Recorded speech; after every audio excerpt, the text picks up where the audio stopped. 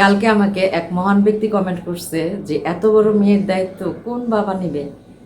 ওরে আমার দয়ার সাগর রে, বলি যে মানে জন্ম দেয়া বাপ, রক্তের সন্তান, সে নিজেই তো তার মেয়ের মানে চাইরানা পয়সাটা দিয়েও তার খরচ চালায় নাই, তখন তার বেলায় আপনাদের জ্ঞানটা কোথায় থাকে বলেন তো? নিজের উপার্জনে, নিজের বাবার বাড়ি থেকে আমার মা বাবা আমাকে সাপোর্টটা করছে, সেইভাবে আমি আমার মেয়েটাকে রাজকন্যার মতো বড় করছি, তাতেও না সমাজে কিছু মানুষের ঘুম হয় না। আসসালামু আলাইকুম আমার কলিজার টুকরা আপুরা আর ভাইয়েরা। সকাল সকাল খালি পেটে এক গ্লাস ডিটক্স ওয়াটার খেয়ে শরীর আর মন দুইটাই চাঙ্গা কইরা আজকের ধামাকা ব্লগটা শুরু করলাম। তো চলুন আপুরা ভাইয়েরা, আমার ভিডিওটা শুরু করা যাক। তো সকাল সকাল ডিটক্স ওয়াটার গিলে একেবারে ফ্রেশ হয়ে আজকে একটা বিশেষ কাজে একটু ব্যাংকে যাব। মানে টাকার দরকার খুব, জানেন, হাতে একটা টাকা নাই, আজকে ব্যাংকে যায় কিছু টাকা তুলবো। দুনিয়াতে বাঁচতে হইলে ভাইরে টাকার অনেক দরকার, অনেক। তো বাসায় এসে পরে আবার রান্না বাড়া করতে হইব, এই জন্য খুব তাড়াহুড়া করতেছি, নাস্তা খাওয়ারও সময় নাই। তো এখন একটু হালকা পাতলা একটু রেডি হইয়া তারপর হয়েছে আমি ব্যাংকে দৌড় দিমু। এই গরমের মধ্যে যাইতে ইচ্ছা করতেছে না, জানেন। তো তারপরে ভাইরা ব্যাংকের কাজ সেরে চলে আসলাম। তো ব্যাংকের ভেতরের ওই বোরিং জিনিস আর আপনাদের দেখাইলাম না। আমি আজকে এত লম্বা সিরিয়ালে ছিলাম, অনেকটা সময় লাগছে আমার ব্যাংকের মানে টাকা তুলতে, অনেক সিরিয়াল ছিল। তো কিন্তু ভাইরে ভাই, ব্যাংক থেকে বের হইতে না হইতেই নামলো বৃষ্টি। বাধ্য হইয়া ফ্লাইওভারের উপর একটু দাঁড়াইতে হইল বৃষ্টি থামার জন্য। উপর থেকে মেন রাস্তা দেখছিলাম, এত মানে সুন্দর লাগতেছিল বলার মতো না। তো আহারে, আমাদের এই ব্যস্ত নগরী ঢাকা শহর, কত মানুষ, কত গাড়ি পিঁপড়ার মতো ছুটে চলতেছে, তাই না? দেখেন কত সুন্দর লাগতেছে। আর বাইরে বৃষ্টি, আকাশটাও মেঘলা হয়ে গেছে, কিন্তু গরম কমে না। এই বৃষ্টি আবার হয়েছে এই রৌদ্র, আর আকাশের রংটাও দেখছেন কত সুন্দর লাগতেছে। মনে হইতেছে না কি ঠান্ডা ঠান্ডা পরিবেশ, কিন্তু একদম না, অনেক গরম, অনেক। তো অনেকক্ষণ দাঁড়ায় দাঁড়ায় আমি এই ফ্লাইওভারের এই দৃশ্যটা দেখলাম, আমার কাছে খুব ভালো লাগছে। তো জানেন, এই ফ্লাইওভারের উপরে কত কিছু যে মানুষ নিয়ে বসছে, বিক্রি করতেছে, অনেক কিছু, অনেক। তো হঠাৎ আমি বৃষ্টির অপেক্ষায় দাঁড়ায় আছি, বৃষ্টিটা কমলে বাসায় যাবো। তো দেখি কি এখানে বিক্রি করতেছে ওই তেঁতুল, তারপর হয়েছে চালতা, হলুদ, বিটরুট, তারপরে হয়েছে আম। তো আমার দরকার ছিল কাঁচা হলুদ আর বিটরুট। তো আমি একটা বিটরুট আর কাঁচা হলুদ নিলাম, রূপচর্চা করবো আর হয়েছে খামু এটা, ওই ডিটক্স ওয়াটার বানায়, বুঝছেন। বাসায় আসতে আসতে একটা কথা, ওই যে ভাইটা আমার কমেন্ট করছিল না, তার কথা মনে হইলো যে মেয়ের দায়িত্ব নাকি কোন বাবা নিবে। আরে ভাই, বাচ্চার নিজের জন্ম দেওয়া বাবাটা ডিভোর্সের পর আজ পর্যন্ত একটা টাকাও দেয় নাই, কোনো দিন খোঁজও নেয় নাই, তাতে এই সমাজের কোনো মাথা ব্যথা নাই। ওই দায়িত্ব জ্ঞানহীন লোকের বিরুদ্ধে কেউ একটা কথা বলবে না। সহানুভূতি তো দূরের কথা, উল্টো মানুষ কেমন খোঁচা দিয়ে কথা বলে, ভাবা যায়। ওরে আমার মানে দরদি মানুষগুলি, তো কি কমু কন, কারো দয়ার পাত্রী না, বুঝছেন। এমনি কারো দয়ার পাত্রী না। তো আমি বাসায় সেই সোজা ফ্রিজ খুললাম, মাছগুলি ভিজাইলাম, আর দেখেন এক সিঙ্ক ভরা হাঁড়ি পাতিল। এগুলি দেখা তো আমার চোখ চড়ক গাছ, এক গাদা হাঁড়ি পাতিল জমে পাহাড় হইয়া আছে। তো কোমরে কাপড় গুইজ্জা লাইগা গেলাম মাজা ঘষার কাছে। একদম ঘষে ঘষে আয়নার মতো ঝকঝকে করে হাঁড়ি পাতিল পরিষ্কার করে নিয়ে পরে আমি দুপুরের রান্না করব। কারণ আমার কাছে না কাজ জমানো থাকলে একদম ভাল লাগে না, আমি যত চাই একদম সব পরিষ্কার পরিচ্ছন্ন কইরা তারপর হয়েছে রান্না বসাইতে। এই হইলো আমার একটা স্বভাব, জানেন। দেখেন একদম ঝকঝকে করে ফেলাইছি সব মাইজা। তো এই যে এত খাটুনি খাটছি নিজের বাচ্চার মুখে অন্ন তুলে দেওয়ার জন্য, একা হাতে সব করতেছি, এটা করতে মুন্নির এক ফোঁটাও কষ্ট হয় না, জানেন। কষ্ট হয় তখন যখন এই সমাজ না মায়ের এই একার কর্তব্য পালনকে বাহবা না দিয়ে উল্টো কটু কথা শোনায়। তবে একটা জিনিস কি জানেন, আল্লাহ আমারে হাত পা দিছেন, আলহামদুলিল্লাহ, মগজ দিছেন, নিজের কামায়ে নিজের বাচ্চার ব্যবস্থা করার ক্ষমতা আমার একারই আছে।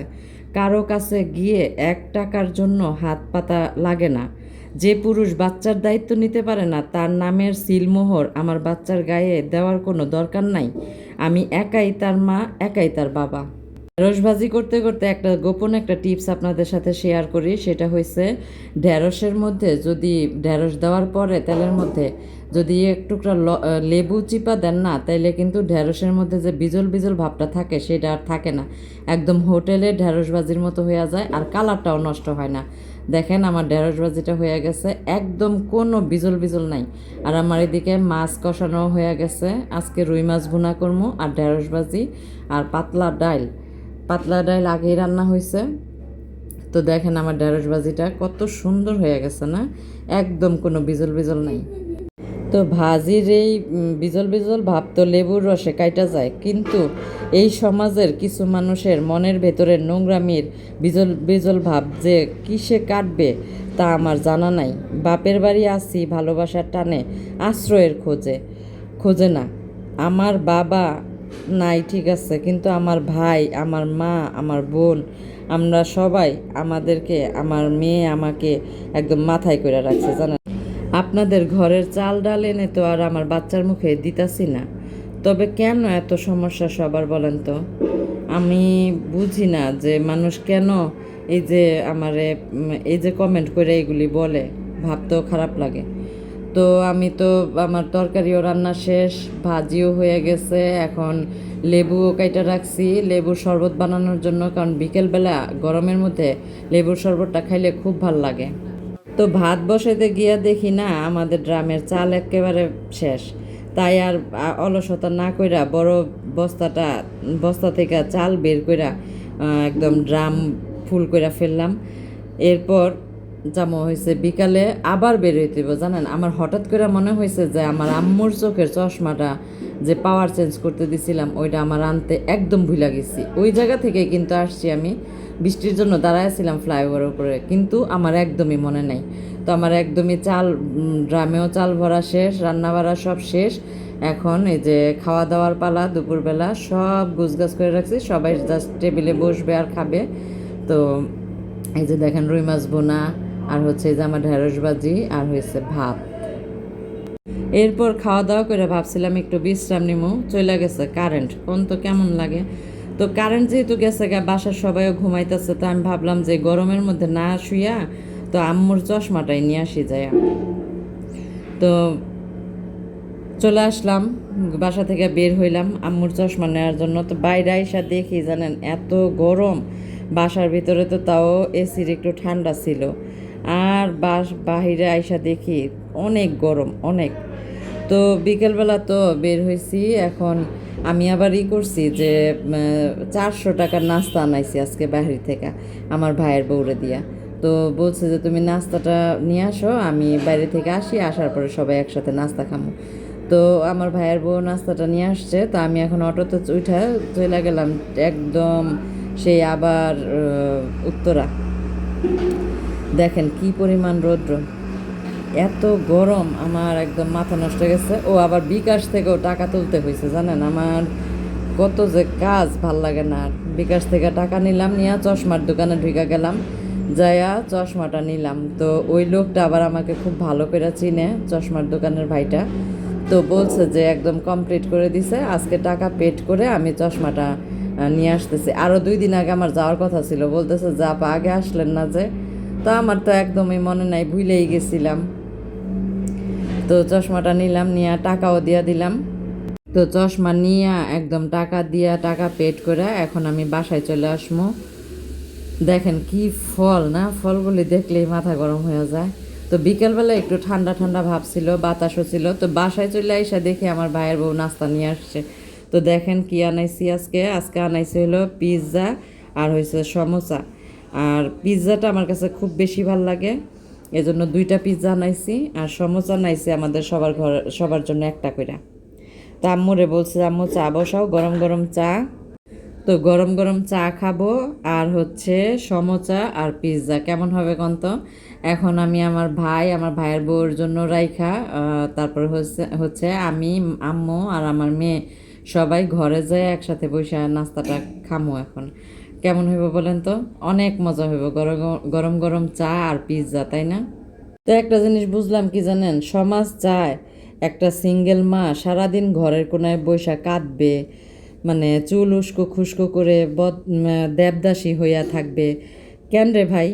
জীবন কি একটা নোংরা মানুষের জন্য থেমে থাকবে? যার জ্বলবে সে বাজার থেকে বার্নল কিনে এনে লাগান, আমাদের কিচ্ছু যায় আসে না।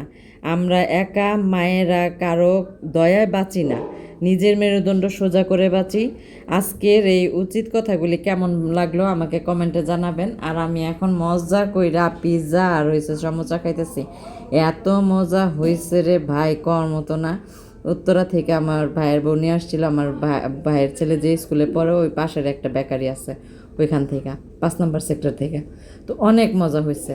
তো আজকে এই পর্যন্তই ব্লগটি। সবাই ভালো থাকবেন, সুস্থ থাকবেন, নিজেদের প্রতি খেয়াল রাখবেন। দেখা হবে নতুন ব্লগে।